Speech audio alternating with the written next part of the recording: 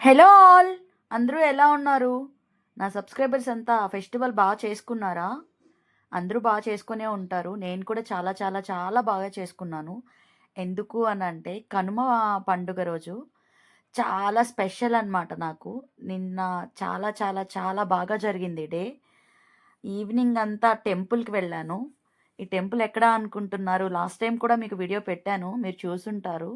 శివాలయం అండి ఈ టెంపులు. నిజంగా చాలా చాలా పవర్‌ఫుల్లు. శివుడి ఆజ్ఞ లేనిదే చీమైనా కుట్టదు అని అంటారు కదా! అలాగే నేను నంది అభిషేకానికి వెళ్తున్నాను. ఇప్పటికి 2 టైమ్స్ వెళ్ళాను. నిజంగా అక్కడికి వెళ్ళొచ్చిన తర్వాత లైఫ్ చాలా మారిందనే చెప్పాలి. ఎందుకు అనంటే అది అనుభవించే వాళ్ళకే తెలుస్తుంది. ఆ అభిషేకానికి అందరూ వెళ్ళాలి అనంటే వెళ్ళలేరు. నేనొక 1 ఇయర్ నుంచి ట్రై చేస్తున్నాను వెళ్ళడానికి. ఆ శివయ్య 1 ఇయర్ తర్వాత నాకు ఆ భాగ్యాన్ని కలిగించాడు అని నేను అనుకుంటున్నాను. శివయ్యని 2 కన్నులతో చూడాలి అనంటే పూర్వజన్మ సుకృతం లేనిదే మనం చూడలేమనమాట. నిజంగా అభిషేకం చేస్తుంటే ఒళ్ళు మైమరిచిపోయింది.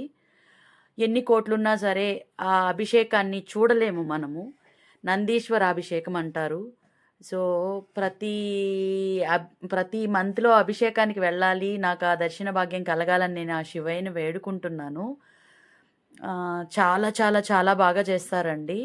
1 ఇయర్ నుంచి నేను ట్రై చేసి, చేసి, చేసి, చేసి అసలు వెళ్ళలేకపోయాను. కానీ ఇప్పటికి 2 టైమ్స్ వెళ్ళాను. లాస్ట్ టైమ్ కంటే ఈసారి ఇంకా చాలా చాలా బాగా జరిగింది. ఎక్కడ అనుకుంటున్నారా? మా నెల్లూరులోనేనండి ఈ శివాలయం. చాలా బావుంటుంది. ఆ హారతి చూస్తున్నంత సేపు మనసు అసలు మనం ఎక్కడున్నామా అనే తెలియనంత ఇదిలోకి మనం వెళ్ళిపోతాము చూడండి. ఒకే టైంలో నందీశ్వరునికి, శివయ్యకి అభిషేకం జేస్తారు. హారతిస్తారు.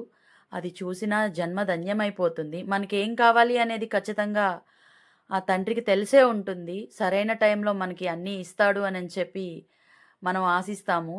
నిజంగా అది నా లైఫ్‌లో జరిగింది. సో, ఏది మంచి, ఏది చెడు అనేది నేను శివయ్యకే వదిలేసాను.